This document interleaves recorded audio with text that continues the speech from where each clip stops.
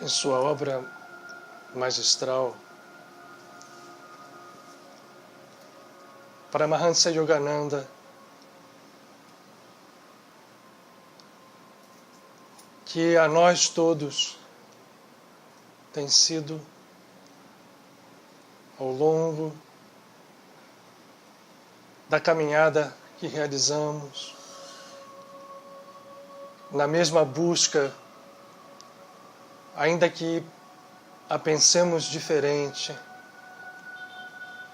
ainda que a realizemos de modos diversos, a mesma busca tem sido a todos nós uma estrela, ainda que também não o saibamos. Em sua obra magistral, em que relata a sua vida, não com intuitos egóicos, mas com a finalidade precípua de mostrar com clareza que todos nós possuímos dentro dos mananciais infinitos de nosso ser o potencial necessário para expressar com toda a plenitude a luz divina da qual fomos emanados, na qual somos, na qual vivemos e em que existimos. Em sua autobiografia, inicia o relato desde sua infância e nos fala de sua juventude ansiosa, em busca de encontrar Deus, mas encontrando também as vicissitudes de si mesmo, expressas nas expressões que o mundo físico em que habitamos nos coloca todos os dias à frente. Um de seus anseios, e talvez o mais intenso, era ir para os Himalaias, onde provavelmente vivera em vidas anteriores, junto aos seus orientadores espirituais, Mahavatar Babaji, Mataji e tantos outros grandes mestres. E para atingir o seu objetivo, fugiu de casa não uma vez apenas, sem contar a seus pais, a seus irmãos, no intuito de atingir as cavernas tão sonhadas nos montes altos da maior cordilheira que aponta para o céu do chão do planeta. Mas todas as vezes, aparentemente, frustrou-se e aos poucos foi percebendo, e com o auxílio de Lahiri Mahashai e do guru que lhe chegou o caminho, Swami Sri Yukteswarji,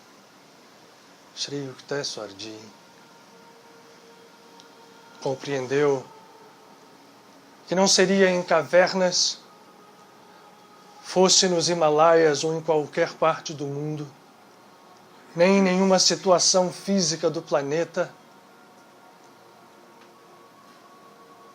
ou qualquer outra situação, que ele encontraria o que buscava.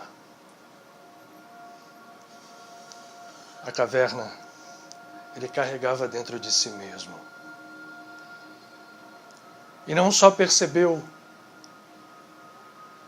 com toda a precisão este fato, como realizou aquilo que buscava, ou seja, a luz divina em si, num ambiente mais hostil, em aparência, no Ocidente, um país em que a ilusão do ego, expressando o seu poder no campo material, parecia afastar as criaturas da realidade divina, soube expressar ali a unidade de tudo o que é criado soube estar, sendo todo o tempo um ser divino, carregando consigo a sua própria caverna, o seu santuário, o seu templo, vivendo, estando no mundo porque compreendera, e essa é a grande lição, que não há nada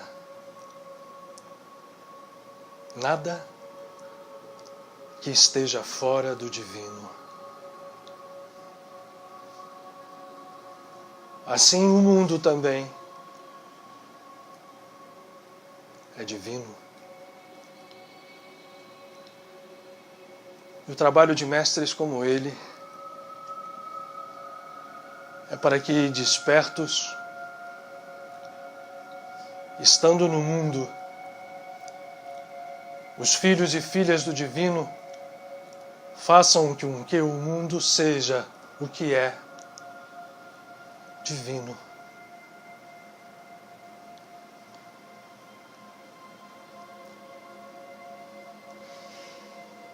Isso nos recorda as palavras inesquecíveis do Mestre de Nazaré a seus discípulos. Estejam no mundo, vivam no mundo, mas não sejam dele. Há mistério. Há realidade profunda na simplicidade de tais palavras. Há lições à nossa disposição, provadas possíveis por todos os que, entendendo o significado, realizaram com precisão e plenitude esse poder e transformaram, não, porque não há, no fundo, como os mestres do Zen budismo dizem, não há nada a ser transformado, porque aquilo que é será sempre o que foi. Há, sim, olhos a serem abertos, corações a expressarem com plenitude a força do amor, mãos a agirem segundo a consciência que vem do alto para baixo e de baixo para o alto, quando unificadas em um só movimento.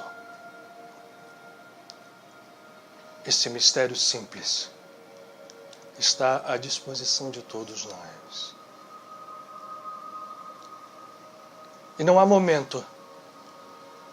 O momento é agora. É sempre. Para que iniciemos essa busca.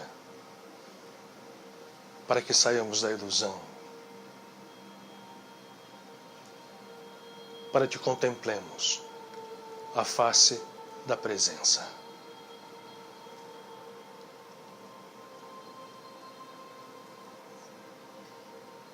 Que a paz esteja com todos. Amém.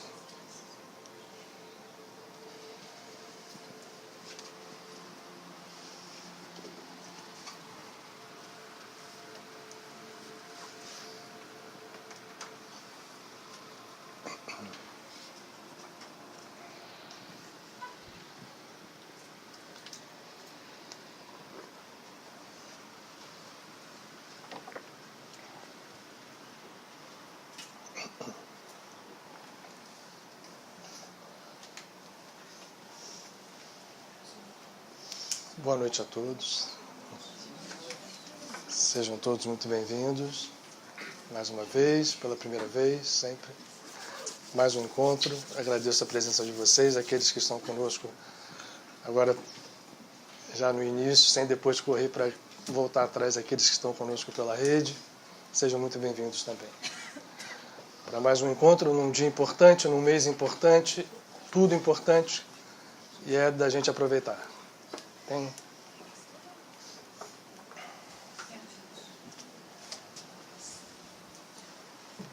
Oi, gente, boa noite. Lembrando que nessa sexta-feira nós vamos ter o reequilíbrio espiritual mensal de setembro, que está sendo antecipado, porque a próxima sexta-feira será feriado de 7 de setembro. Então, o trabalho está sendo antecipado para o dia 31 de agosto, tá bom? Só isso? Só.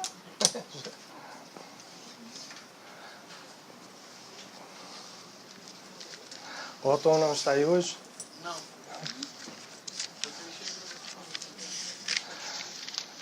Hoje os meus papéis se resumem aqui num livrete de anotação, mas não é tão importante quanto eles, outros. O tema, então, vocês todos certamente sabem que a gente se valendo de uma palavra do Mestre de Nazaré, que é que nós vivamos, estejamos no mundo sem ser do mundo.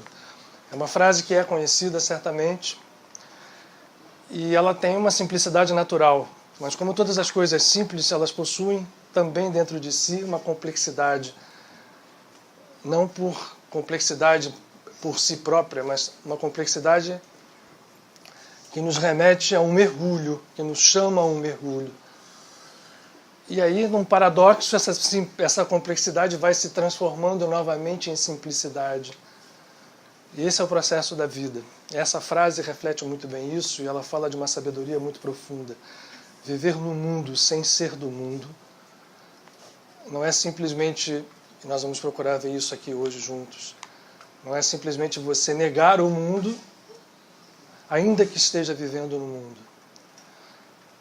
Porque a primeira interpretação de uma frase como essa, estejam no mundo, não sejam do mundo, nos remete a uma sensação de isolacionismo, ou seja, eu estou aqui, mas não sou daqui. Então, portanto, eu preciso me defender, eu preciso criar algumas barreiras, eu preciso estar e não ser. E como eu não sou, o meu estar é um estar conflitante, é um estar separatista, é um estar que nos torna, de uma certa forma, isolados. Não é assim. A ideia que a gente hoje vai querer compartilhar com vocês é entender que você viver no mundo sem ser dele não tem nada a ver com criarmos barreiras, sejam quais forem elas. Barreiras externas, barreiras interiores, barreiras conceituais. Viver no mundo hoje é um grande desafio, sempre foi um grande desafio para aqueles como os grandes mestres, como os grandes avatares que o aceitaram, viveram com toda a plenitude. É sempre bom que a gente lembre que as histórias, as biografias dos santos de todas as religiões tendem a nos apresentar essas figuras como seres extra-humanos e completamente isolados da natureza em que nós compartilhamos e sentimos a cada dia como seres humanos. Nós todos damos de cara com os nossos defeitos, com os nossos erros, com as nossas falhas. E quando vemos um ser desse tipo apresentado de uma forma artificializada, acreditamos que seja impossível atingir tais estados. A gente bate sempre numa tecla aqui, em relação a um muito querido ser nosso, que foi tema do nosso encontro de Mendes no ano passado, Francisco de Assis. Quem é, nesse mundo, que tenha despertado tanto quanto Francisco de Assis? Muito poucos.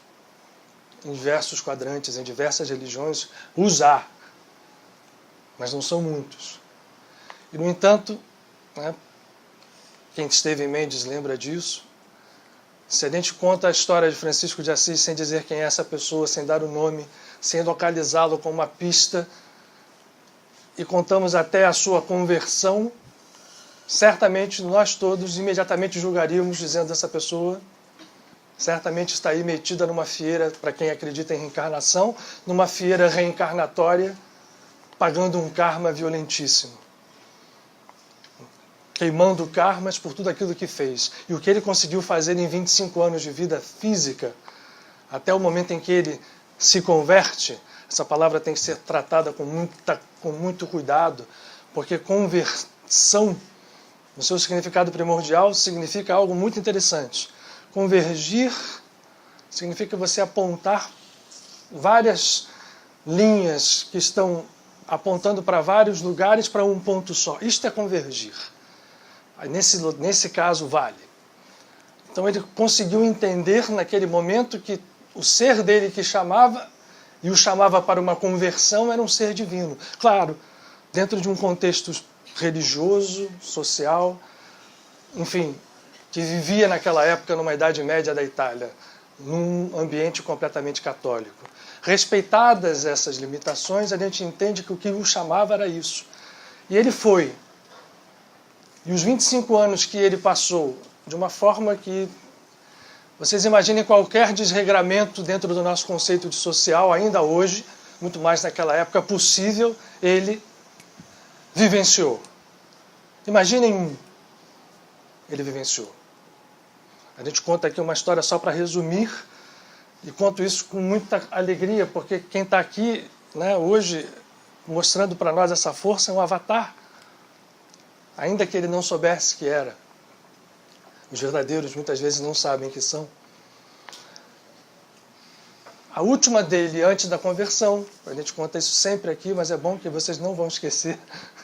Eu, por acaso, não me esqueço nunca mais, mas acho que ninguém deve esquecer disso.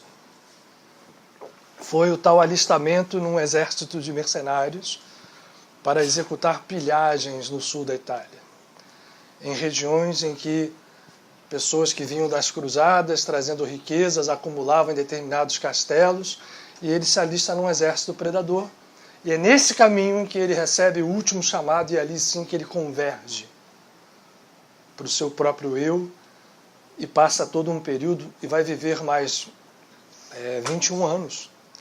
São menos anos em termos físicos do que aqueles que ele viveu dentro dessa aparente desregramento, mas a natureza espiritual dele, e esse ser, para quem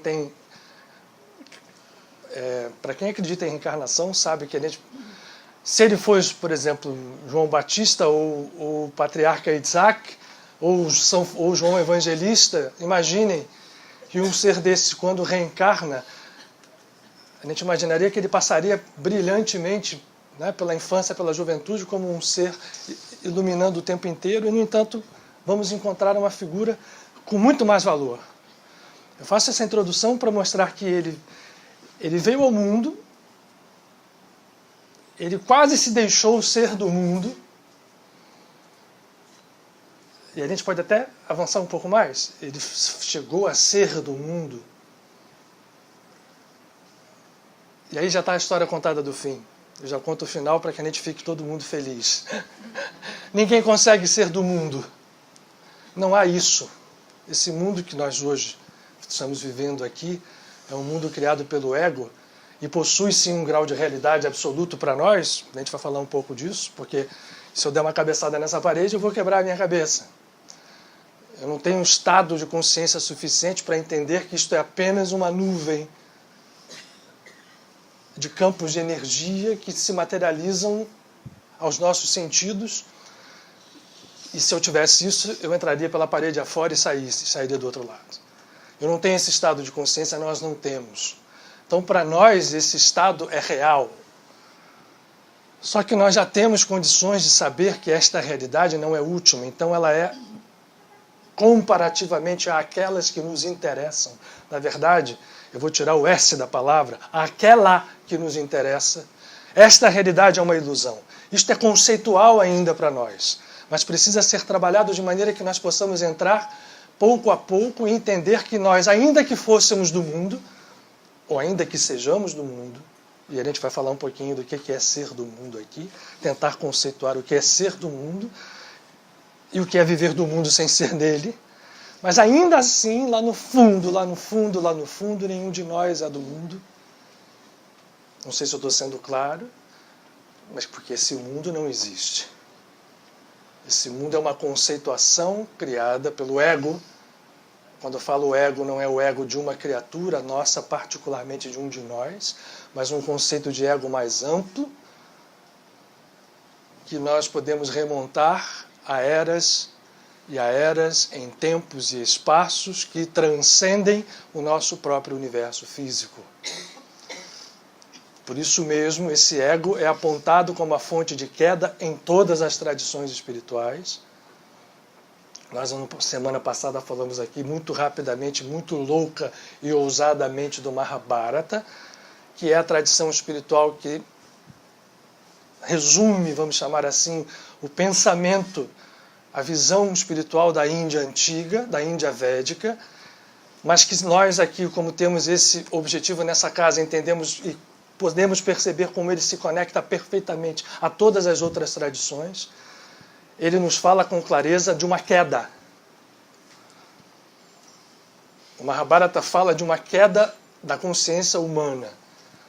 A razão dessa queda não tratamos, não questionamos, porque seria ir além, provavelmente, da nossa capacidade de intelectualizar isto. Mas que a queda há e ela se reproduz em todas as tradições, é verdade. Então é a esse ego que nós estamos falando.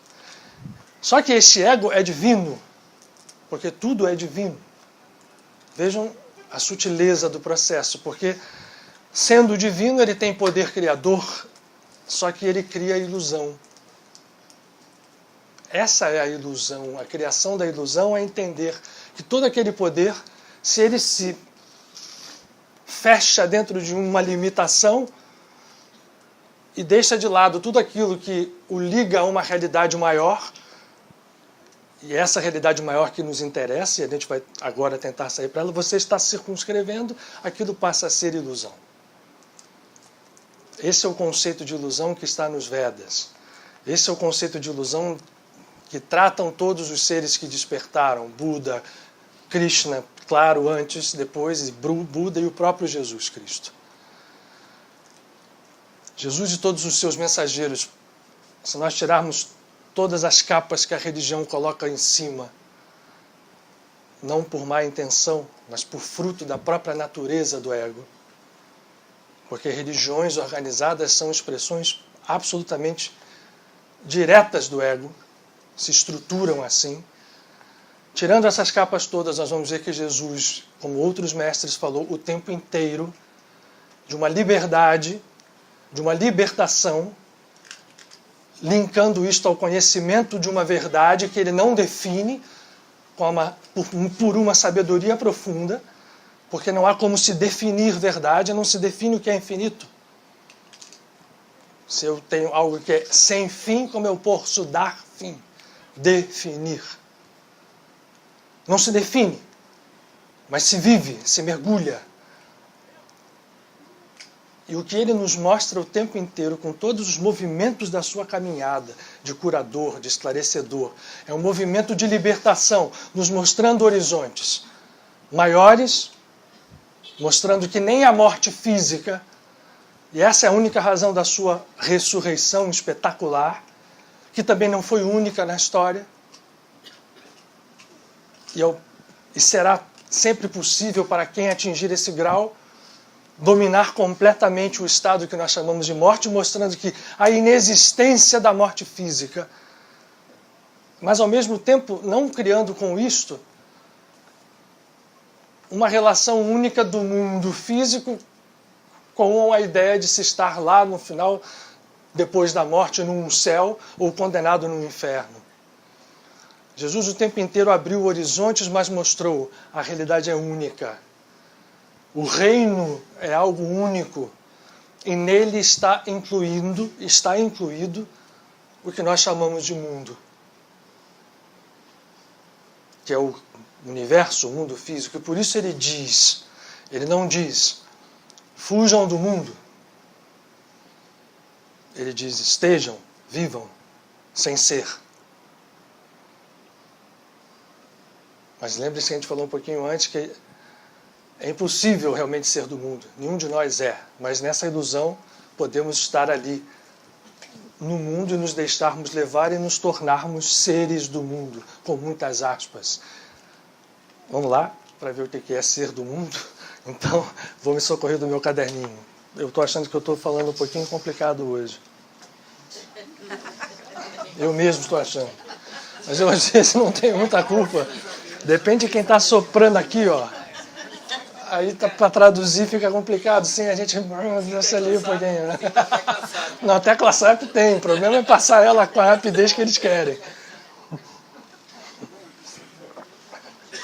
Mas de toda forma, vamos voltar um pouquinho, esse caderninho aqui vai ajudar a nós entendermos e levarmos a um movimento. A ideia hoje é terminarmos com um manual prático, porque, fazendo um parênteses aqui, nós continuamos, quem esteve aqui conosco há 15 dias atrás sabe que nós entramos num ciclo cósmico muito importante, independente de sermos dessa ou daquela filiação religiosa ou tradição espiritual. Independentemente disso, o mês que representa a Virgem, o signo zodiacal de Virgem, é um mês importante para a purificação espiritual. Na tradição cabalística, esse mês é o mês de Elul, que nós vimos aqui no mês passado. Mês passado não, tem 15 dias atrás, porque passamos a lua cheia dele, estamos da metade agora para o final do mês. Vimos que era um mês importantíssimo para que nós pudéssemos ter consciência, sairmos um pouco da linha robótica em que vivemos, de consciência, sendo do mundo, para percebermos que os karmas não são absolutamente dominantes na nossa vida e que nós podemos trabalhá-los e que este mês é o mês indicado para tal. Portanto, ele se referencia à constelação de Virgem. É por isso que a tradição cristã coloca Maria, Virgem, como uma concepção sem pecado. Não é por acaso que se vincula a virgindade com o estado puro da alma, que é o estado que nós temos, original. Lembra que eu falei a história de que a gente é do mundo, mas não é? Porque lá no fundo nós todos continuamos com esse estado original imaculado dentro do nosso ser. Não está, nesse momento, em nenhum de nós esse estado maculado por nada. Por maior que seja o karma que nós tenhamos, esse estado original está numa outra dimensão. E esse mês, num ciclo zodiacal que obedece com precisão a um ditame kármico, eu já expliquei aqui que nós estamos habitando num supercomputador, num super sistema que categoriza, que guarda, que processa cada ato, cada pensamento, não só nosso, como nosso em relação a tudo que nós vivemos, pessoas, fatos, história, caminhada, tempo, espaço, o que for, e que esse processo se traduz em karma. Só que esse processo está longe de ser uma escravidão permanente, nós podemos nos libertar dela a qualquer hora. E isso é verdade porque a cada volta da elipse anual que fazem os planetas em torno da nossa estrelinha, vinculados à eclíptica zodiacal, apresenta-se o mês em que a força da constelação de Virgem bombardeia a Terra com determinados padrões vibratórios e faz com que as coisas... É como se houvesse um estado de suspensão quântica. Só que a maioria de nós, que não sabe disso, passa lotado por isto, e quando chega no mês seguinte, que é o mês de Libra, esse mês está com a balança kármica vai dizer o que aconteceu, como nós não tivemos nada que fazer, deixamos a inércia nos conduzir, o karma que plantamos nos chancela para o próximo movimento. Só que nós temos a oportunidade nesses 30 dias de fazer os movimentos kármicos para que esse estado de suspensão quântica possa seguir ao ditame da nossa consciência desperta e não do karma. Do nosso estado crístico, da nossa consciência essencial, do nosso estado sem pecado, se a gente quiser aproveitar. E esse mês é para isto, e ele não se resume a um mês, porque não poderia ser. Imagine se fossem só os cabalistas que conhecessem isso, era uma coisa injusta, só os cristãos, ou só os que estudam Vedanta. Cada uma das tradições espirituais foca nesse mês como algo importantíssimo.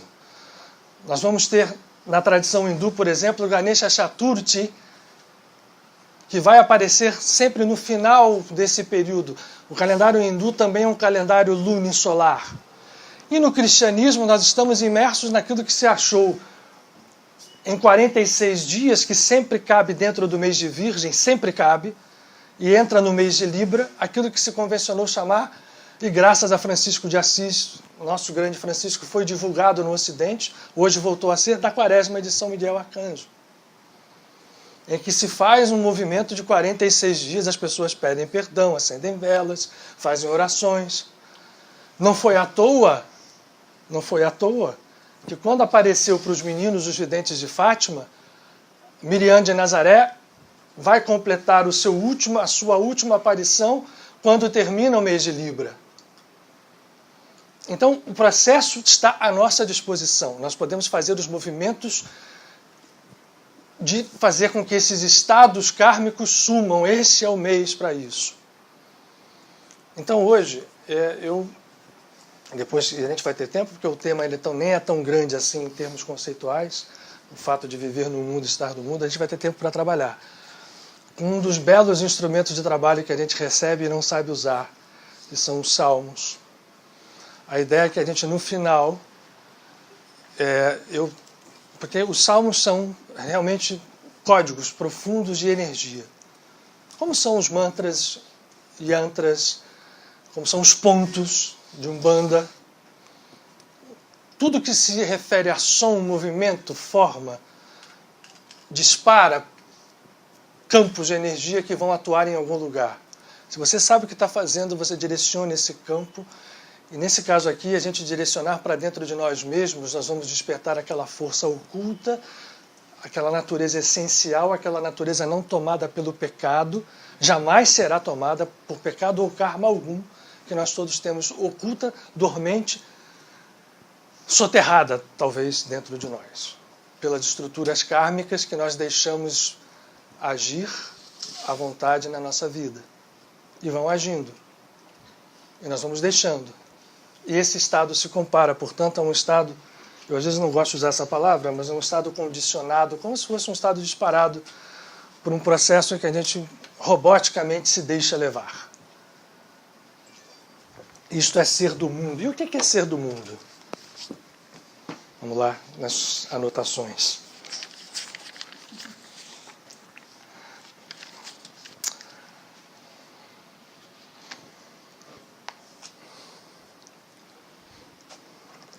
Eu já fiz isso aqui algumas vezes, vou repetir esse desenho. Quem está vindo sempre aqui já vai ficando mais acostumado com esse processo.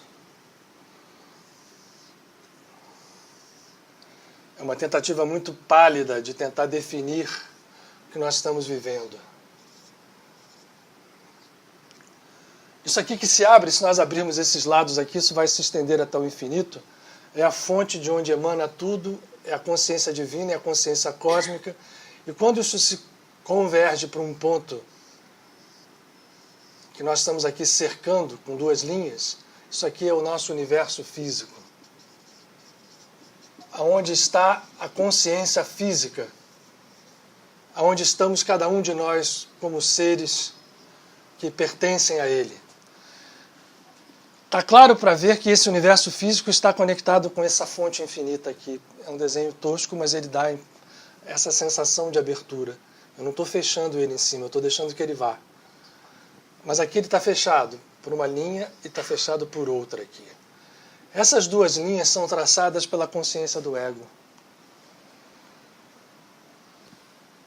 E eu estou falando consciência do ego em relação a um universo, não a um ser. Nós seres estamos aqui. É como se nós fôssemos pequenos. Eu ficaria desenhando aqui a eternidade inteira.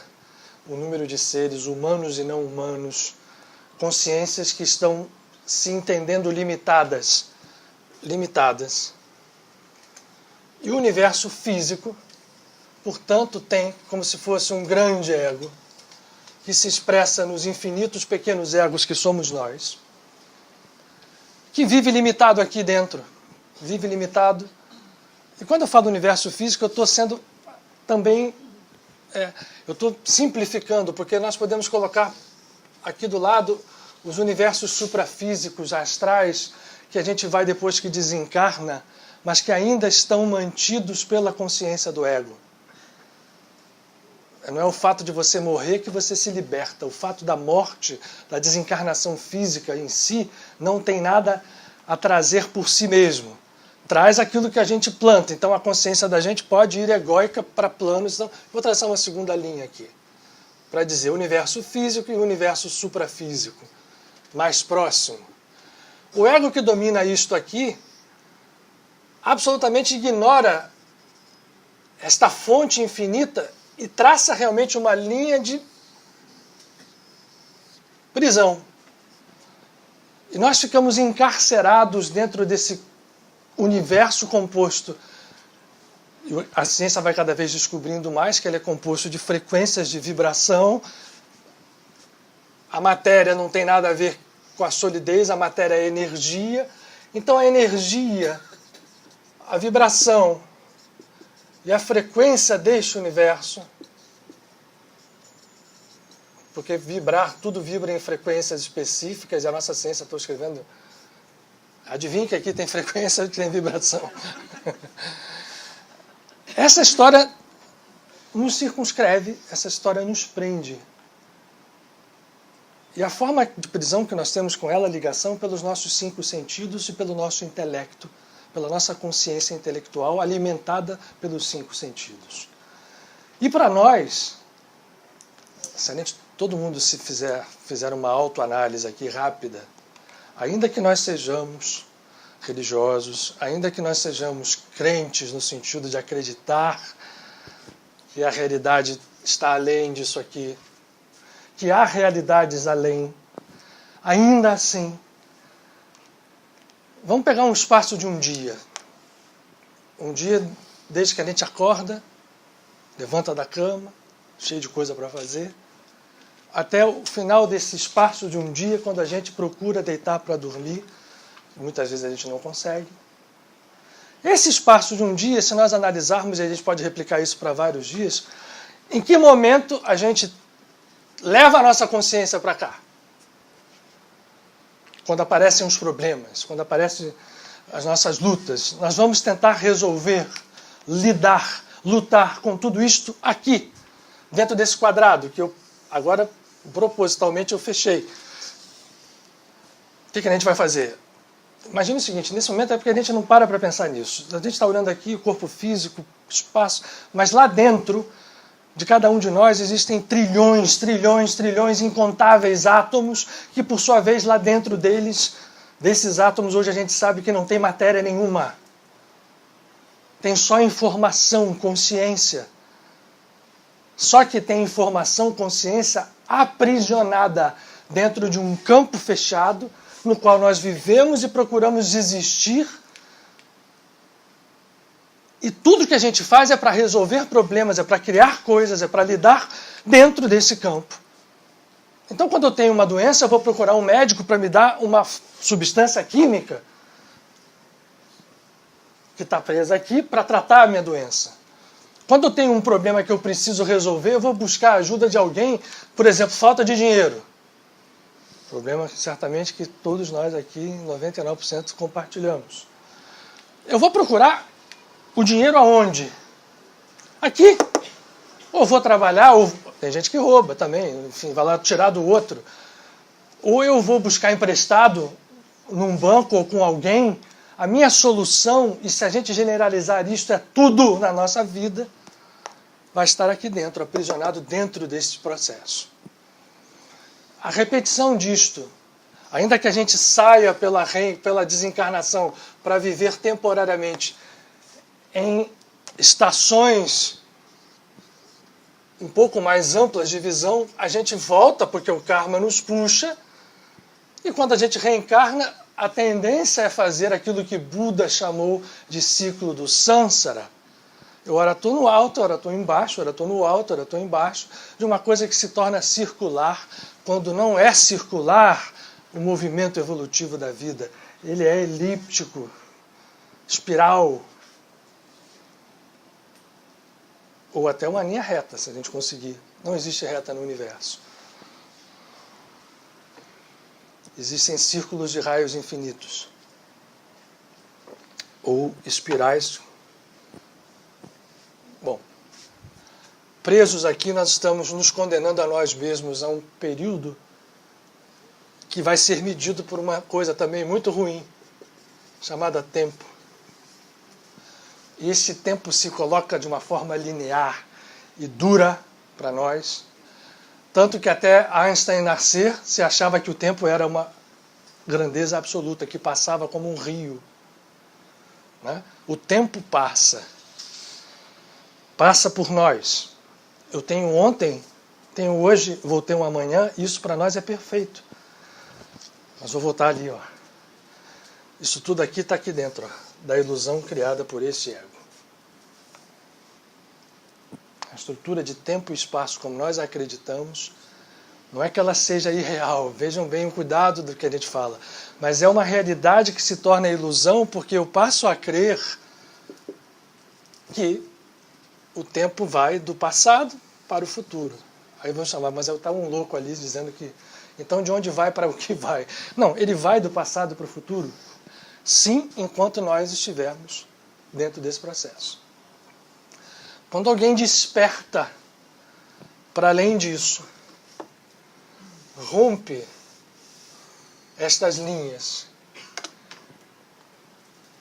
e vai entrar em contato com o que vem desta consciência cósmica infinita que está dentro de nós, rompida esta linha, eu passo a perceber a ordem em que a vida se expressa. Eu diria que a gente fala passa a perceber, mas é que não chegou ao ponto final, não. Eu não acredito em despertares totais e de finais. Não existe o final. Nós estamos num processo infinito. Admitir o infinito é muito difícil. Mas nós temos que admiti-lo. É um processo infinito. Chegar ao divino é um processo infinito. Onde a humildade, portanto, tem que falar muito alto.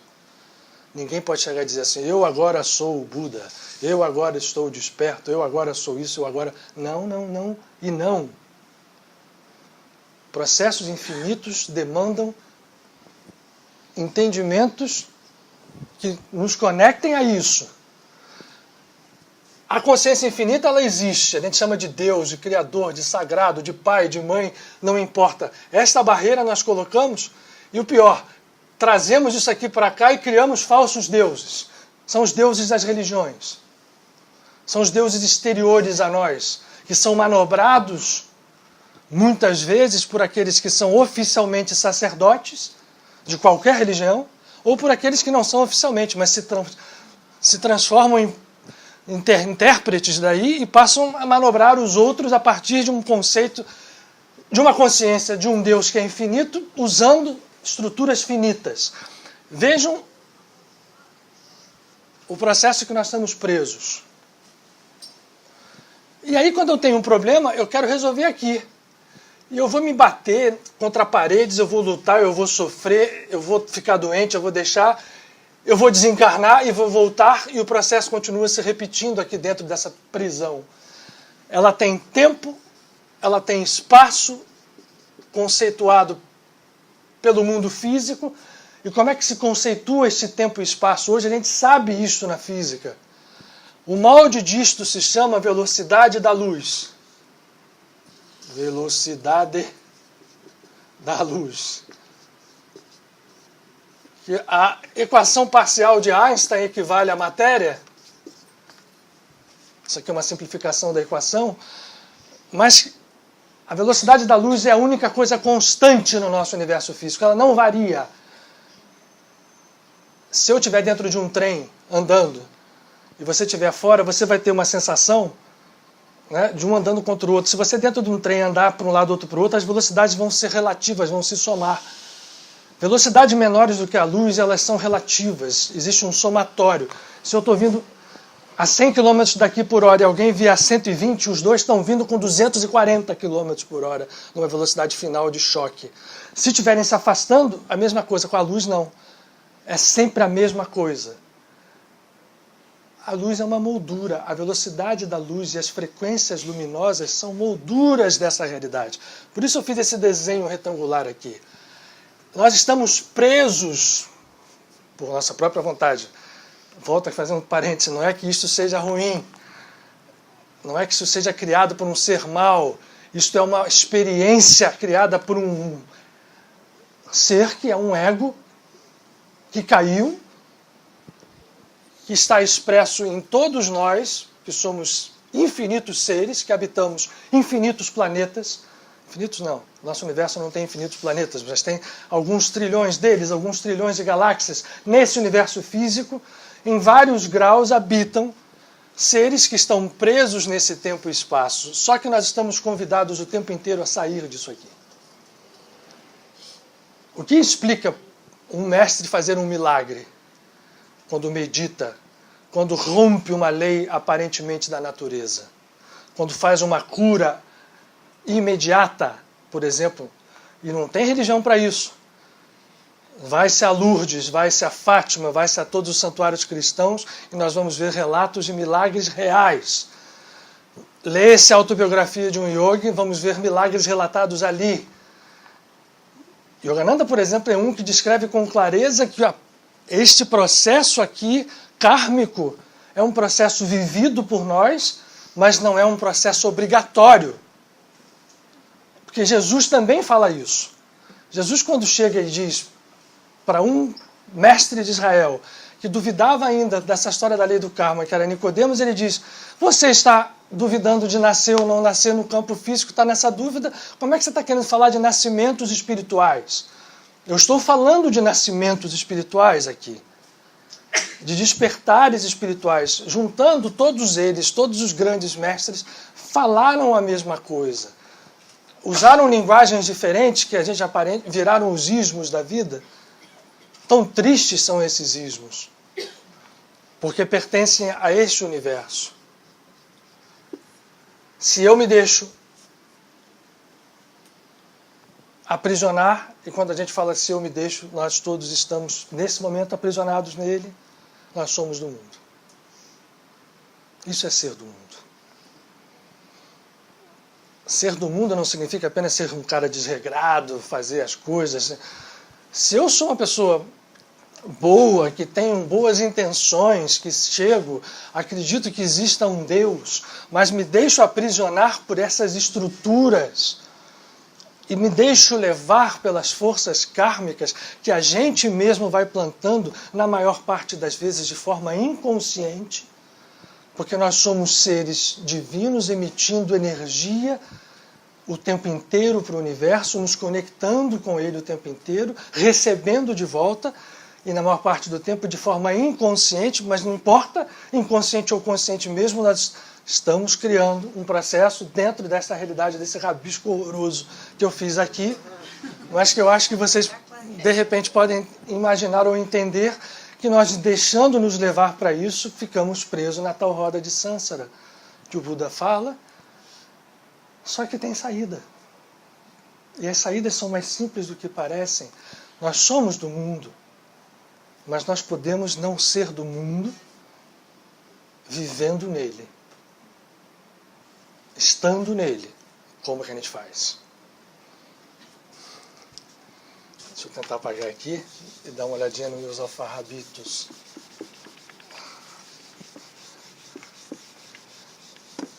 Que processo a gente faz? E a gente volta ao mês de Elul, a quaresma de Miguel Arcanjo. Nós recebemos momentos do ano mais favoráveis para que a gente saia de um trampolim dessa prisão. A primeira delas, deixa eu ver se eu já pulei alguma coisa aqui. Porque o mundo hoje, na verdade, nós estamos sendo pressionados por uma movimentação tão grande, mesmo nesse campo físico que eu desenhei, mesmo na nossa prisão, dentro dela está sendo mostrado para nós o quão irreal ela é.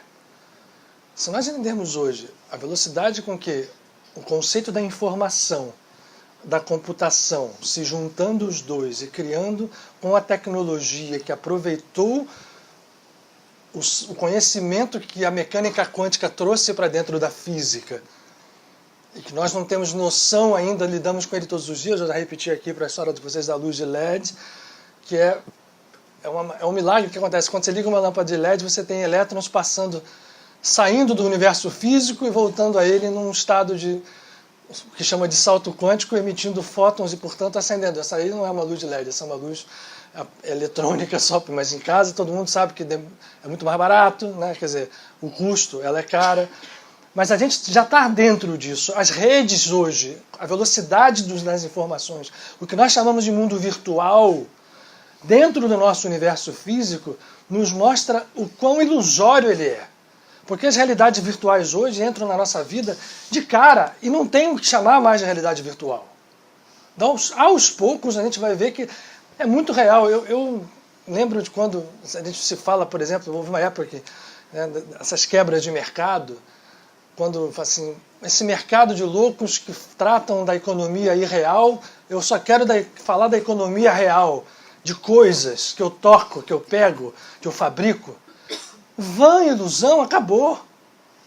Hoje, o que você tem é criação de energia dentro dos mercados o tempo inteiro e que está ali sendo usada com objetivos de ego puro. E a gente não percebeu ainda que a energia dentro do universo é livre. Dinheiro é uma energia, valor é uma energia. Os mercados hoje criam moeda o tempo inteiro, todo segundo. E isso vai para o tal mundo real na forma...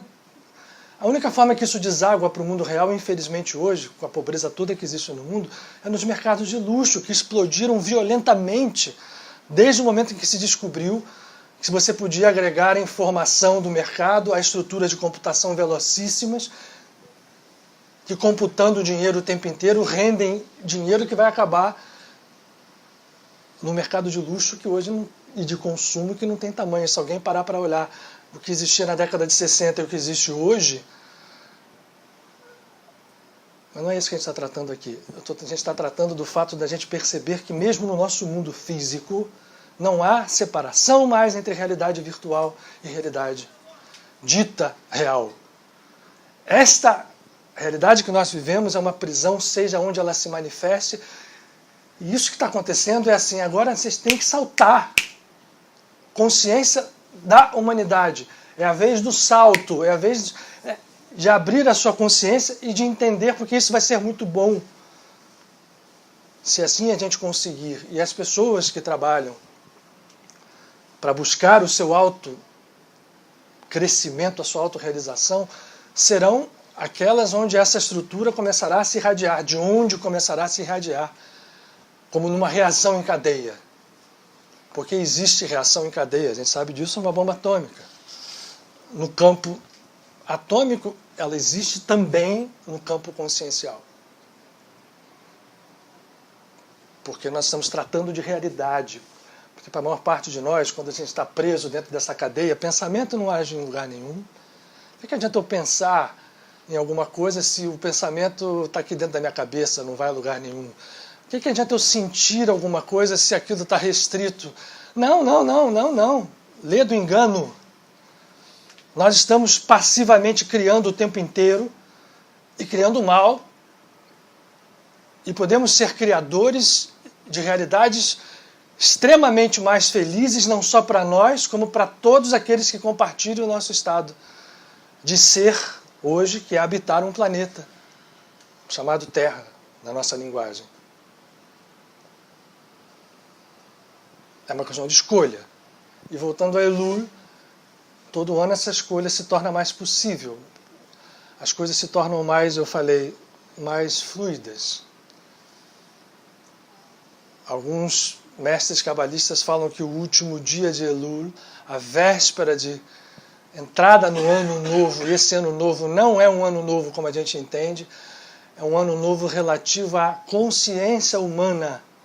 É a criação do homem, não a criação do universo ou do mundo. Isso se dá, o primeiro ano do civil é no mês de Ares, é em Nissan.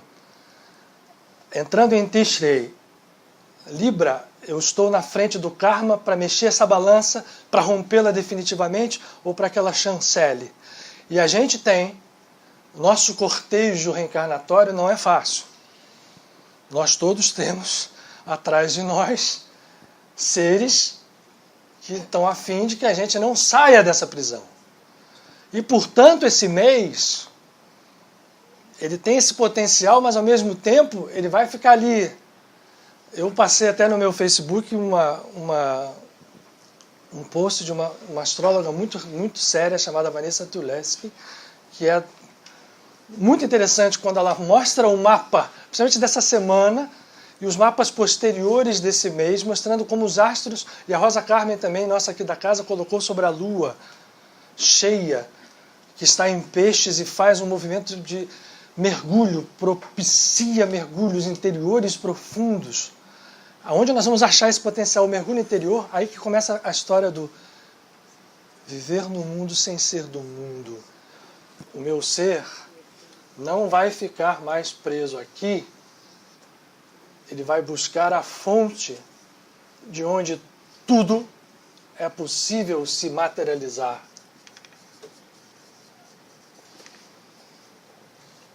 E aí, quando eu faço esse movimento, acaba essa linha. E a fonte traz a materialização. Na verdade, nunca essa linha existiu. Porque tudo que está materializado aqui nesse mundo vem de lá. Só que nós não controlamos essas forças. Elas são a revelia da nossa consciência. Pelo menos da nossa consciência individual. Mas quando a gente desperta, a nossa consciência individual vai na fonte e materializa. E olha, tem gente que percebe isto, mas ainda está dentro do ego. E faz um rompimento aqui, em vez de ser um rompimento total, como se fizesse uns furinhos dentro da... né, levando ainda a figura. Faz uns buraquinhos aqui e com um pensamento positivo vai lá, né, no negócio do...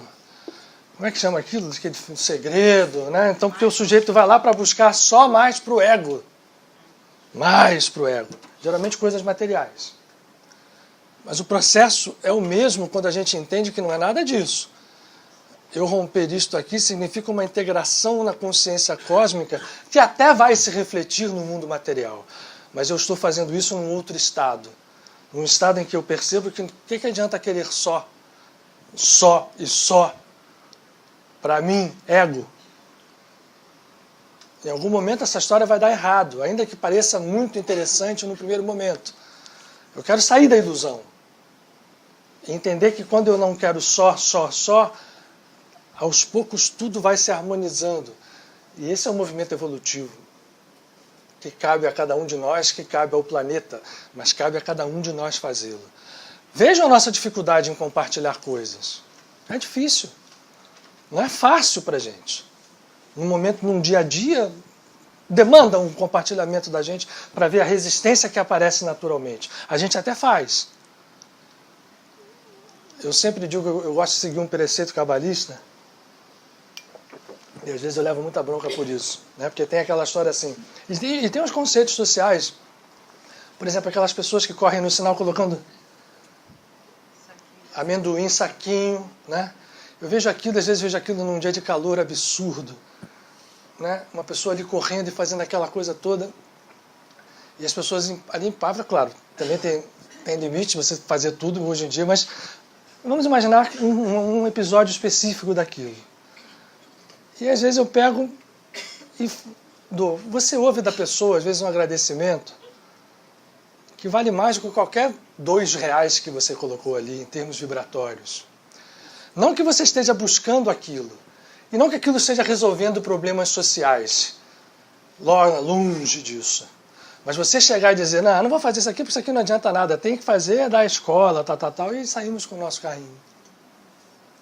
Né? Essas demandas, elas são sinalizadores para a gente entender em que mundo a gente vive, como a gente deve despertar e como a gente deve compartilhar. E aí, lógico, em momentos mais profundos, em outros momentos. E nesses também. Porque a Kabbalah tem um dito, não negue uma esmola a pobre nenhum que te abordar. Porque ele não está te abordando por acaso. Quando ele chega para você, vocês já tiveram essa experiência? Está na rua, tem 500 mil pessoas, os caras vão lá em você. Né? Parece que ele achou. Ele escolhe e vai em você. Pô, passou todo mundo, às vezes a gente está torcendo, né? Tipo, você vem, não, ele vai lá. Eu estou simplificando a história, mas o fato é que isto representa um processo que está ligado naquele supercomputador kármico. Se ele chegou ali, tem um programa agindo que apontou para você naquele exato... Não há acaso no universo. Há um físico americano que viveu muito tempo na Inglaterra chamado David Bohm. David Bohm foi um físico interessante porque ele pegou as equações da física quântica que falam da aleatoriedade e criou umas derivadas com as equações de Schrödinger. De modo que ele cria abertura para causas indistintas ou causas que você não pode conectar no momento. E ele foi muito combatido dentro do âmbito, mas é hoje muito respeitado porque a sua física valeu muito para quando veio a teoria das supercordas, para certas coisas. Então, naquele primeiro momento ele foi muito combatido, hoje ele é um cara respeitado por aí. Mas o que ele mostra?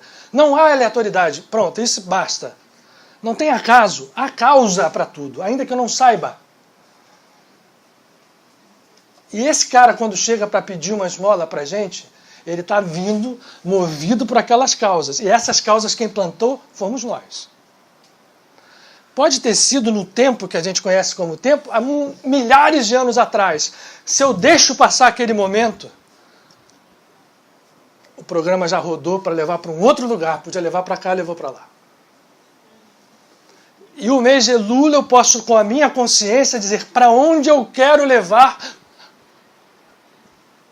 o meu programa de vida e daqueles que estão circulando ao meu lado. E eu quero levar, todo mundo quer, para a felicidade, para a abertura, para a abundância. E na medida em que eu faço isto, sem estar vinculado a uma vontade de ser só para mim, mais intensamente eu saio desse campo, mais intensamente eu vou a essa fonte e faço a vida voltar a fluir da forma como ela deve ser, do alto para baixo. Mas eu tenho que fazer o primeiro movimento. Eu preciso romper essa barreira, eu preciso subir. E aí depois o fluxo se dá. E eu integro-me nele. E o karma vai começando a diminuir. Por isso é que os grandes mestres falam de leis. Yogananda, por exemplo, se vocês leem Yogananda, vocês vão ver. Para que serve a Kriya Yoga e toda a meditação? Para eu limpar karmas e entrar em campos de consciência onde o karma não influencia. As soluções são de lá para cá. Quando a gente quer resolver um problema normal da nossa vida, a gente se bate igual passarinho em gaiola aqui dentro, procurando soluções materiais de todo jeito possível e imaginável. Se eu abro a porta e vou lá para cima e tenho consciência disso, isso é fé, eu movimento forças que vão chegar em algum momento a se materializar aqui e a resolver. Contei para vocês aquela história do Chico Xavier um tempão, já tem mais de uns 2 meses atrás, que ele foi largado em Nova York sozinho, pelo Valdo, que já está do outro lado, os dois já fizeram as pazes há muito tempo. Mas o Valdo se manda para a Rússia e deixa o Chico em Nova York, e o Chico ali sem dinheiro nenhum, num lugar, num hotel que o cara já diz, olha, se não trouxer o dinheiro hoje, está na rua. E aí, ele que tinha uma ilusão de que ele seria mendigo em Nova York, andando ali por Manhattan, assim, ele conversa, eu estou falando isso para contar que o primeiro movimento é nosso. O Chico é um exemplo, como são muitos os exemplos que a gente tem, da realidade disso. Não é só uma história bonita. E ele andando, ele assim, meu pai, olha, tudo bem, eu estou aqui, realmente não tenho dinheiro, saí do hotel, não falo inglês direito, estou andando nesse momento e eu me entrego à sua vontade. Se o senhor quer que eu seja mendigo em Nova York? Eu sei, mas olha, eu não quero isso não, eu não estou muito afim de ser, por favor, só dá uma olhadinha, vê se dá, e faz aquele pedido, e ele de repente cruza na frente dele, numa daquelas esquinas, uma limusine, salta uma senhora irlandesa, né? E começa a conversar com ele com aquela aparência já, né, de vários dias, usando a mesma roupa, talvez, é uma figura, né, não era uma figura que chamasse atenção pela beleza, era uma figura que estava ali, e ela conversando, ele meio que entendendo o que ela estava dizendo para ele, queria levá-lo, o que ele estava precisando, e ele diz, não, conta a história, ele consegue se comunicar. E aí o que ela faz? Ela era uma milionária irlandesa, que tinha uma devoção, era o dia de St. Patrick. E ela, com uma devoção absoluta a St. Patrick, tinha feito uma promessa na vida que o primeiro mendigo que ela encontrasse na rua, ela ia pegar e vai tudo que ele precisasse. Ela realmente pagou o hotel dele por mais não sei quanto, pagou um telefonema para o Brasil, que na década de 60 era difícil, né, para ele falar para os amigos aqui o que ele estava passando, porque nem isso ele conseguia, até que mandaram a passagem para ele voltar, enfim, para Uberaba, e assim foi. Mas são histórias reais, né? E certamente cada um de nós já teve alguma coisa parecida na vida e que passa meio de lado, que a gente não dá muita... Poxa, aconteceu hoje isso, que sorte, não, que proteção, mas não vale como regra para nós, não no sentido de que a gente fique passivamente esperando, mas o que é que eu tenho que fazer para transformar isso em algo corriqueiro, ou mais recorrente na nossa vida? Que estado de consciência eu preciso? Isso é estar no mundo, sem ser do mundo. Então Jesus não fala para a pessoa, não é quer dizer assim, não, fica no mundo, mas se defende, fica do lado, vai para um mosteiro, apesar de lá, quando é sério, um trabalho de oração, é isso aqui. Mas as pessoas às vezes vão para fugir, né? Se isolam das outras, não, esse aqui eu não quero, porque esse ali só tem sujeito, né, perdido, aquilo outro. Não é isso você viver sem estar, sem ser, desculpe. Estar sem ser. Estar sem ser, não. Eu tenho que estar no mundo o tempo inteiro, vivendo com as pessoas. Não ser do mundo é não enxergar o mundo nessa ótica restritiva.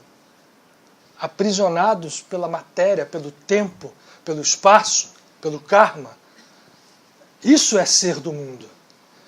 E o que Jesus fala é, vivam sem ser. Se eu estou no mundo, a gente está aqui porque tem uma razão. Ninguém nasceu com um corpo físico sem razão. Nós temos, voltando a falar da alusão a esse programa, que está impresso nos nossos genes, que são estruturas vibratórias, hoje a gente sabe disso, que vibram frequências e têm ordem. Né? Cada letra que eu mexo, eu mudo, tem uma doença genética, eu tenho mudanças, a gente sabe disso tudo. Então, é um padrão de informações que a gente ou está preso nele, ou a gente se liberta. Aquele filme Matrix fala muito bem disso, com aquela linguagem americana, briga toda hora, mas é isso, no fundo, a gente está preso ali. Quando ele dá azul ou vermelha, eu acho que esse cara ele era budista, cabalista, ele pegou tudo quanto foi lugar, né? Porque o azul é a cor ligado a Hesed, que é a misericórdia, e o vermelho é a Gevurah, karma e misericórdia. Então, quando nós estamos chegando ao Elul, que é para buscar a misericórdia. Isso tudo que eu falei aqui se resume em buscar a misericórdia, ainda que os nossos karmas sejam pesados. E ele escolhe azul da misericórdia, né, se eu não me engano, né? E toma azul. Michael que sabe de trás para frente o Matrix. o Neo, que é o One, né? A anagrama de One. O escolhido. Que somos nós todos. A lei básica de quem é do mundo.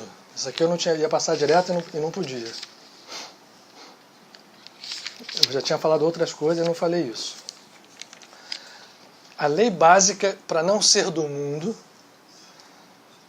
é fazer ao outro aquilo que você aceitaria que se fizesse a si mesmo e não fazer ao outro aquilo que você não aceita que faça a você. É a lei de quem não é do mundo, para que o mundo seja um dia isto. A lei do mundo é fazer ao outro aquilo que eu não quero ou não admito que se façam a mim e não aceitar do outro que me faça aquilo que eu faço a ele. Essa é a lei do mundo, é essa, ou não é? Essa é a lei, a gente do dia todo, a gente está vivendo isso o tempo inteiro. Faz, mas na hora que vem de volta, comigo não. Eu faço, você não pode. A lei de ser do mundo é essa. A lei áurea de não ser do mundo é eu fazer aquilo que eu quero que façam a mim e aceitar. Quando eu faço algo, seja o que for que eu fiz, aceitar a volta equivalente. Não é fácil, não. Não é? Por isso é melhor fazer só coisa boa. Claro. Mais simples. Mais simples você viver num estado de amor cada vez mais puro, cada vez mais... entrar numa consciência cada vez mais amplificada. O perdão entra nessa faixa. Né? O perdão, até nesse post da Vanessa Tulevski, ela fala do perdão As pessoas perdoam, mas não perdão. Perdão, mas não esqueci. Espera aí. Tem o Evangelho segundo o Espiritismo, eu até não gosto muito das coisas que... Tem um estado que nem perdoa mais porque nem se ofende, que é o melhor. É aquele do Quem Gandhi, se ofende né? não precisa nem perdoar, é mais barato. O Gandhi falava bem isso, né? Eu preciso perdoar porque você não me ofende mais. Um dia, quem sabe, a gente chega lá. Todo grande mestre tem esse estado dentro de si naturalmente. Mas a gente ainda vive nesse mundo, a gente precisa trabalhar, a gente tem que fazer. Então, por que eu trouxe aqui e temos meia hora? Hoje o tempo está rendendo, hoje a gente conseguiu falar em tempo aqui, porque o tempo físico... O tempo físico, porque a luz é a única coisa que não mexe. Então, se eu aumento a velocidade de um cara, eu tenho que diminuir, o tempo tem que alargar e diminuir de acordo com a velocidade relativa. O que a gente precisa é romper isso. Eu não quero a velocidade da luz física mais me lidando. Eu quero outra luz. Os cabalistas chamam esse mundo, aqui, fora do mundo kármico, esse outro universo, vamos chamar assim, para simplificar, porque lá na Árvore da Vida tem muito de Teli.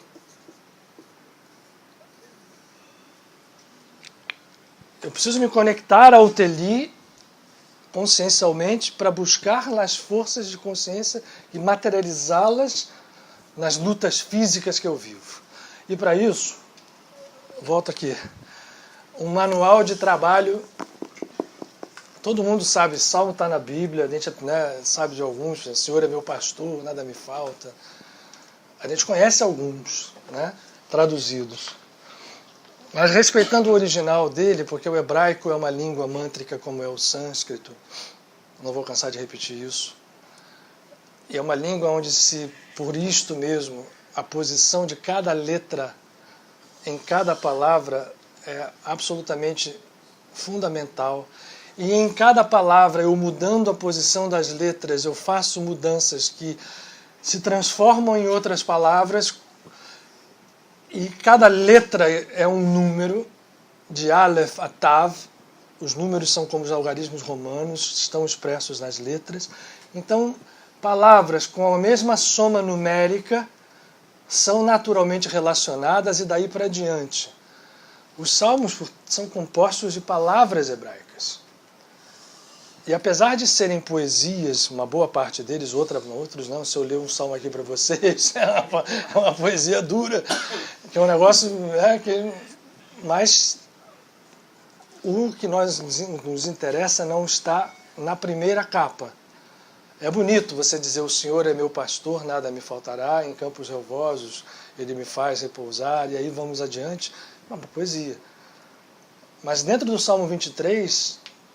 Por exemplo, o número de palavras conta, quantas palavras são, posição das palavras e por aí vai. Então o que a gente vai fazer aqui agora? Para esse mês de Elul, em que a gente está se aproximando de Rosh Hashanah, que significa a cabeça do ano, Rosh, cabeça, Hashanah, o ano. E que quando a gente chegar no último dia de Elul, esse dia, vocês já ouviram falar do calendário maia, daquele dia sem tempo? O último dia de Elul é exatamente isso. Você não tem tempo e você não tem espaço. Você tem apenas uma superposição de estados. E você tem um karma que você conduziu no ano anterior, em outros anos, que naquela superposição ali, certamente aquele karma tem uma possibilidade. Vamos teorizar que a gente tenha composto no nosso ano anterior, com os nossos atos, com os nossos pensamentos, com as nossas palavras, uma estrutura, uma realidade, vamos chamar assim, apesar dessa realidade ser kármica, que tem lá, vamos ser bonzinhos conosco mesmo, 50% de chance de ser chancelada pelo mês de Libra e entrou no nosso programa kármico. Se agregou. É otimista, porque às vezes é 90, 99,999. Mas eu tenho, antes de chegar aqui, quando o Libra acontece, por que São Miguel Arcanjo leva a balança? Vocês já repararam isso? Por que os católicos trouxeram para ele a balança? que é o anjo príncipe das milícias celestes, aquele que trabalha na faixa da misericórdia. Porque apesar de ele julgar, ele conduz para a misericórdia o tempo inteiro. Não é à toa que os grandes santos, São Francisco de Paula, que nos ajuda demais, São Francisco de Assis, Padre Pio, são todos grandes devotos de Miguel Arcanjo. Eu estou chegando no último dia de Elul, eu tenho esses dias todos, e esse último dia mais ainda, onde eu não tenho tempo e não tenho espaço, para pegar esse 50% de chance, imagine que fosse um karma ruim, e fazer ele cair, e algo bom, algo melhor, misericórdia, entre na balança e eu siga para o próximo ano com um programa de mais alto padrão, que vai se refletir na nossa vida. Cura, abundância, resolução de problemas, nossos e dos outros, porque é sempre bom pedir pelos outros antes de pedir por nós, para incluir os outros dentro desse compartilhamento. Não adianta ficar pedindo só por nós. E há muitas formas de fazer isto. Há muitos instrumentos. Como alguns são muito complexos, para quem não domina Kabbalah, no sentido de olhar as letras, falar e ver as letras, as formas, eu achei por bem é bom. Me passam uma coisa pelos Salmos, que os Salmos, até em português funciona, e eu vou compartilhar com vocês. E aí, eu não falei em ordem à toa. Eu vou dar a vocês uma ordem, como numa cadeia genética, a ordem funciona. E não é o salmo inteiro. Oba! São pedaços que a gente vai sacar dele, como se fossem, sei lá, pedaços de programa, como se fossem frases de programa. Pedaço de DNA.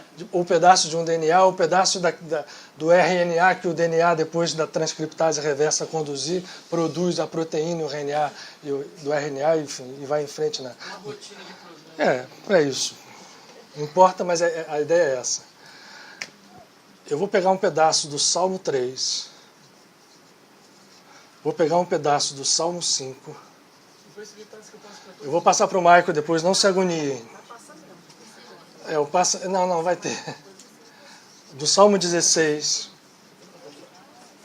do Salmo 17, do Salmo 18. Existem várias abordagens desse tipo, tá? Do Salmo 20, do Salmo 102, olha o pulo grande aqui, e do Salmo 107. Existem vários, você pode ler o Salmo 47, tem muitas abordagens mesmo dentro da Kabbalah. Oi? Bom, você lembrou bem. Isso nós não estamos esquecendo que o 27 é algo que esse é um salmo para ser lido inteiro todos os dias, por quem queira fazer isso. Está postado na página cantado no vídeo. Vocês botaram a cantoria lá? Botei um vídeo do Salmo 27, hoje. Quem quiser entrar na página, tá. Ele cantado em hebraico. É, uma mulher que canta, né? Eu sei que... eu botei aqui do Maurício, que a gente usou em Mendes. Só a frase, chamado Anai Koli Kabe Honeni Vaneni. Tá lá. Tá. Quem quiser ouvir. Pois não. E o 103, e o 117? Não, olha só, vou explicar. Todos os salmos, todos eles são fundamentais. O que nós estamos fazendo aqui é pegar o salmo individual, tirar um pedaço, frase, um capítulo, um versículo ou dois, e com isso fazer uma colagem, compor algo. A sua pergunta é ótima, porque por que não o 91, se o 91 tem esse poder enorme, né? Por que eu não vou usar o 91? Querendo usar, não, o que abunda não prejudica. Não tem. O que a gente está falando aqui é compor uma estrutura que faz algo novo. Então, as frases sacadas desse salmo, na hora que elas se juntam, é como uma receita de maionese. O que tem lá dentro? Ovo, azeite, limão. Alguém põe. Bateu. Cadê o ovo? Cadê o azeite? Cadê o limão? Maionese não é muito indicado para a saúde, mas é bom para dar exemplo. Para dar exemplo é bom. Apareceu ali um negócio que tem as coisas dentro, mas isso daqui então não é o Salmo 3, não é o Salmo 5, não é o Salmo. É a composição do que está sendo posto ali como uma nova entidade que tem especificamente um trabalho de limpeza kármica dentro do mês de Elul. Fará sentido ou não quando eu ler, tá? Em português. Então vamos embora. Eu fico me animando aqui, dizendo que o tempo está dando, olha lá. Olha lá o tempo. O tempo é relativo. Diga lá. Além dos seres já ascensionados que passaram pelo Francisco de Assis e muitos outros que já estão nesse processo, findar esse processo aí, nós teríamos no momento algum ser encarnado que estivesse vivenciando isso que nós estamos aprendendo hoje, não sei, que nós pudéssemos ter como exemplo alguns deles, porque o mundo hoje está tão conturbado, que eu a gente tinha o Satya Sai Baba há pouco tempo foi embora. Os cabalistas dizem que existem os tzadikim ocultos, que são 36, que ninguém sabe onde estão, ninguém sabe a religião que eles estão. Mas que estariam vivendo entre nós. Estariam vivendo e sempre há. E eles ficam ali trabalhando, rezando o tempo inteiro. Mas não se revelam. Então, olhando por aí o Sai Baba era um. Por aí também não poderíamos ter alguns extraterrestres vivenciando aqui nos levando e a viajar muito na maionese. Claro que sim. Tá boa essa maionese. Não, pode, claro que não. Tudo é possível. E ai de mim se eu quiser dizer, olha, isso não é, aquilo não é, isso aqui não faz parte da nossa... A gente não desdiz, lógico, se é um grande absurdo aqui, a gente vai contrapor. Mas nesse ponto, a gente sabe que nós fazemos parte de uma família cósmica. Então, claro que existem seres de outros planetas nesse momento trabalhando aqui intensamente. Na Terra, sem dúvida nenhuma. Nenhuma. Bom, então vamos lá ver que parte do Salmo 3 e dos outros é. Eu botei aqui num papel extremamente... Mas não há problema. Olha só, gente, então, para entender aquilo que a gente falou. No Salmo 3, que é um salmo que esse salmo diz assim, para vocês localizarem, porque tem Bíblias em português que tem... Se bem que aqui no início não, no início é o mesmo número, muda a partir do 20, se eu não me engano. Troca o número 23, vira 22, nas Bíblias católicas principalmente. É um salmo de Davi quando fugia do seu filho Absalão. Isso aqui é irresistível. Para mostrar da história que eu falei, que mesmo a gente sendo do mundo, lá no fundo você não é. Absalão é um filho de Davi que o perseguiu, tirou ele do trono, a história oficial é essa. Mas o nome dele é Avshalom, em hebraico. Avshalom significa o pai da paz. Então, olha como é que dentro do mal, porque isso é uma criatura, né, aparentemente má, você vai encontrar o bem e o nome puxa isso. Mas foi só isso aí não tem nada a ver com o que a gente está falando, não. Tem, mas não tem. Ó, no Salmo 3, a gente vai nos versículos 6º e 7º, que dizem o seguinte em português. Vamos começar com o hebraico e depois eu falo em português.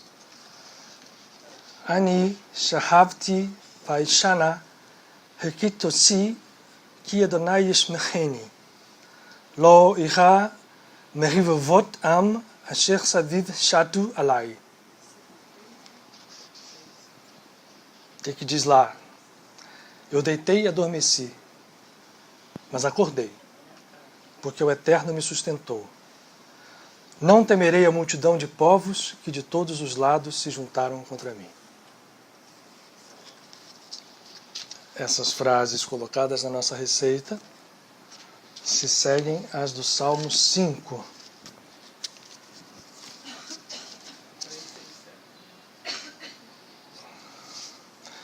Que é o versículo 13 do Salmo 5. Um versículo só. Que diz: Ki atah tevarech tzadik Adonai katzina ratzon tatarenu. Pois tu certamente abençoarás o justo, ó Eterno, envolvendo-o em teu afeto como um escudo. Oi? O versículo é o 13 do Salmo 5. Vocês vejam que mesmo em português faz sentido, porque o que é o justo? O justo não é aquela... A justiça não é... A palavra justo, vou fazer... Justo, o tzadik, né? Mas sem falar do hebraico, a palavra justo vem do sânscrito yoga, que é unir, juntar, aderir a alma, a criatura, à sua fonte divina. Qual é o objetivo do yoga? É você, a partir de tudo que o yoga te propicia, se unir a essa fonte divina, a sua própria natureza divina. Porque a natureza divina está dentro de nós, ela não está num Deus externo. Não tem um Deus sentado num trono. O rompimento da ilusão, quando começa, é a gente perceber que eu fui para dentro de mim mesmo. Aliás, aí tudo puxa tudo, né? A paraxá dessa semana, que a gente entra a cada sábado de noite, se vai para um pedaço, e está chegando no final da Bíblia, no livro do Deuteronômio, chama-se Kitavô, que significa quando entrares. Ou seja, quando a gente entrar dentro de nós e encontrar a natureza divina, eu me transformo num justo. Eu colei na natureza divina, me fiz um com ela. Isso é ser justo. Justo como Deus, né? Que a gente diz quando as calças estão justas, apertadas, tão justas como Deus. Esse é o sentido da justeza, da justiça. Salmo 5. Já foi. Salmo 16. Esse muita gente sabe, mas ele avança um pouco além do que a gente escreve normalmente, que é Shevit Adonai lenegdi tamid. É o versículo 8º do século XVI, que diz: eu estou consciente sempre da presença do Eterno. Quando eu desperto, quando eu me torno justo, eu estou consciente dessa presença o tempo inteiro. Só que a gente vai falar o restante. Shivita Adonai lenegdi tamid, ki mimni balemot. Eu estou consciente sempre da presença do Eterno, estando Ele à minha direita, com a mão da misericórdia, nada poderá me abalar. Salmo 17. Isso é só o versículo 8. Só esse. No 17, nós vamos ter os versículos 7 e 8. Eu acho que tem mais um aqui, peraí. Não tem. E tem o 15. 7, 8 e o 15. Então, vou falar primeiro o 7 e o 8. Haflei hasadecha moshia hosima imikomemima bimneicha shomcheni kishon bat aim betzel kenafecha tatsireni. Estende a tua misericórdia e salva com a tua destra os que em ti se refugiam. Guarda-me com o desvelo com que se cuida da pupila dos próprios olhos. Esconde-me sob a sombra de tuas asas. Você lembrou do 91, né? Sim. E o 15, Jesus fala isso. Olha, se vocês olharem os evangelhos, Jesus fala 60% das suas frases são salmos, trechos de salmos. Não é à toa. Ele sabia isso aqui de trás para frente muito bem. O versículo 15 do Salmo 17 diz: Ani betzedek echetzei fanecha esbeah vechakitz temunatecha. Quanto a mim, por minha integridade, eu contemplarei tua face, e ao despertar, serei saciado por tua visão. Lembra que a gente despertou, né? Estamos então avançando. Vamos para o Salmo 18. Opa! E onde eu botei? 18 é grande. O versículo 29 do Salmo 18, que diz: Ki atah ta'ir neri Adonai Elohai yagicha hoshki. É linda essa frase também. Poeticamente é tudo muito lindo, mas a gente está falando da vibração das palavras, tá? Tu iluminas a minha lâmpada, ó Eterno. meu Deus, e afastas de mim as trevas. Salmo 20. Esse é forte. Vejam o seguinte, até agora, até aqui, nós estamos rompendo aquela linha através de consciência. Eu preciso romper aquela linha, aquela gaiola precisa ser aberta. Então eu estou falando de despertar, de iluminação, depois eu vou ficar pronto para movimentar as forças, que aí eu vou estar disponível. Esse é o intuito dessa conjunção de frases. No Salmo 20, é o ápice desse processo, porque eu vou falar o seguinte: todo mundo só confia nas forças do mundo, nas forças que regem esse nosso universo. Eu vou chegar na realidade onde ela existe previamente, na fonte que é real e que nós chamamos absurdamente de irreal. Ali está dito. Eu vou dizer, versículo 8. É que eu vou me empurrando aqui, mas tem que dizer, é bom lembrar, porque vai lá que eu começo a falar, é o 8º versículo do Salmo 20. Ele varechev velei vasusima, vanachnu b'shem Adonai Eloheinu naskir. Alguns confiam em carros, outros em cavalos. Mas nós, somente no nome do Eterno, nosso Deus. E a gente pode seguir com o 9. Pode emendar. Rema kariur venafalu, vanachnu kamnu, vani todad. Aqueles caem e sucumbem, mas nós nos erguemos e nos revigoramos. Aí eu vou, preparado por esse estado, eu vou começar a fazer os dois últimos movimentos, que são o Salmo 102 e o Salmo 107. Não inteiros, lembrem bem. 102. Aqui você. Esse salmo, ele é um salmo bem conhecido nos meios cabalistas, ele é chamado... Por que Jesus fala lá no Sermão da Montanha, bem-aventurados os pobres pelo Espírito? Ele não está se dizendo, você é um pobre de espírito, como a gente xinga as pessoas, né? O pobre de espírito é aquele que entende que o ego é pobre. Esse ego todo que a gente falou aqui o tempo inteiro, isso é uma pobreza absoluta, ainda que ela viva numa riqueza aparente, portanto, na ilusão que se rompe em algum momento desse nosso processo, a gente não quer mais isso. E aí, eu reconhecendo eu ego pobre, que abri meu olho, que despertei, que enxerguei, pedi essa lâmpada, eu vou fazer uma oração me reconhecendo como pobre. E, portanto, pedindo para entrar nesse reino de justiça, aderência total à consciência divina e de misericórdia.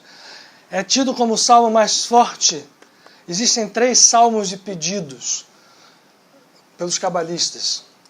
O Salmo 102, o Salmo 90, que é o Salmo de Moisés, o Salmo 102 e o Salmo 145, que eu também... Mas desses 3, esse é o mais de todos, é considerado o mais poderoso, porque nesse a gente se reconhece um ego pobre, por isso a gente se torna bem-aventurados. É paradoxal, né? Por eu me reconhecer pobre, eu assumo o poder divino que a gente perdeu. Tefilá leani ki atov é o versículo 1. Versículo 2, os dois, 1 e 2, juntos. Tefilá leani ki atov velifnei Hashem yishpor siho. Hashem shma tefilati veshavati elecha tavo. A prece de um pobre quando se sente desfalecer e derrama ante o Eterno a sua súplica. O Eterno ouve a minha oração e permita que te alcance o meu clamor. E o Salmo 107, aí a gente chegou no momento final, né, que ele traduz a resposta misericordiosa de todos os movimentos que nós fizemos. A gente precisa chancelar isso. Eu preciso falar.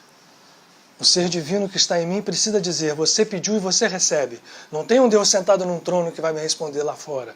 É um movimento Por mais estranho que pareça, que ele está dentro da gente, porque nós somos divinos e a divindade vai responder. E esse é o intuito de a gente trazer o Salmo 107, que é isso aqui. É os versículos 28, 29, aqui é mais, é o final, 30 e 31.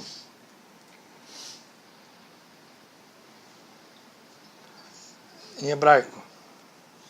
Vayitzaku el Adonai batzar lachem, umimetzukotechem yotziem, lakem tzara lidmama vayirashuga lachem, vayishmechu, chi yishtoku vayanchen el mechos cheptzam. Yodu l'Adonai hasdo, venifleutav lifnei adam. Em português. Lembra que o pobre clamou? Clamaram em sua angústia ao Eterno, e ele os livrou de suas atribulações. Ele faz cessar a tormenta e aquieta as ondas. Alegram-se então, porque acabou a tempestade, e ele os conduz ao porto desejado. Louvai, pois, ao Eterno por sua bondade e pelas maravilhas que realiza em favor dos seres humanos. Todo processo tem que terminar com a gratidão. E esse é o final do processo em que a gente compõe com esses salmos, que junto com o Salmo 27... Aliás, esse Salmo 107 tem uma coisa aqui que não faz parte dessa receita, mas já que vocês vão pegar o Salmo 107, não custa nada um bônus. É um bônus poderoso, que fica no versículo 16 desse mesmo Salmo, que diz o seguinte em hebraico: Ki shibar daltot nehoshet uverichei varzel didea. Ki shibar daltot nehoshet uverichei varzel didea. Significa, pois ele escancarou as portas de bronze, despedaçando os seus ferrolhos. Tem um ponto de Umbanda que parece isso, né? Quem é que arrebentou o portão de ferro? Está no Salmo 107, no versículo... Qual foi esse? No Salmo 107, versículo 16. Aquele que eu falei para vocês que faz parte é o 29, o 28, desculpe, 29, 30 e 31. 28, 29, 30 e 31.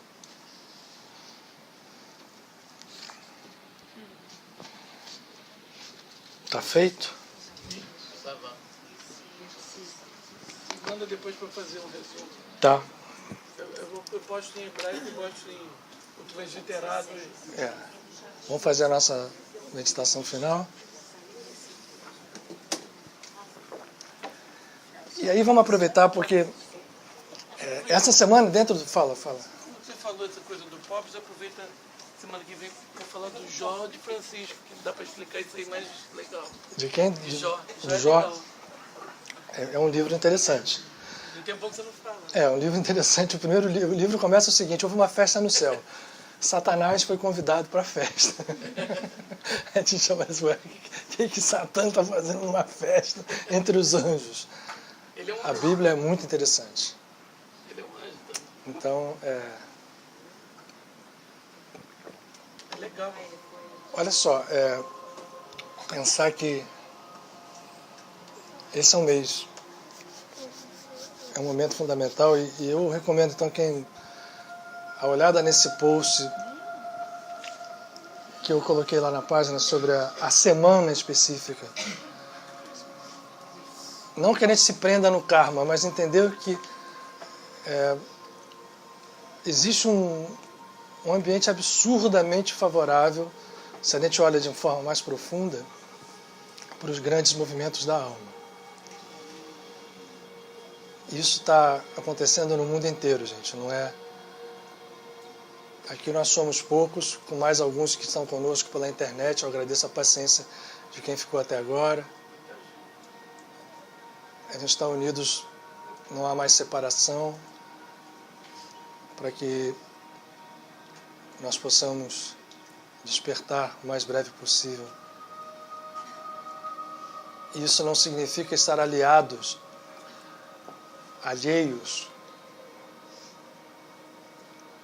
ao que se passa no mundo, ao contrário.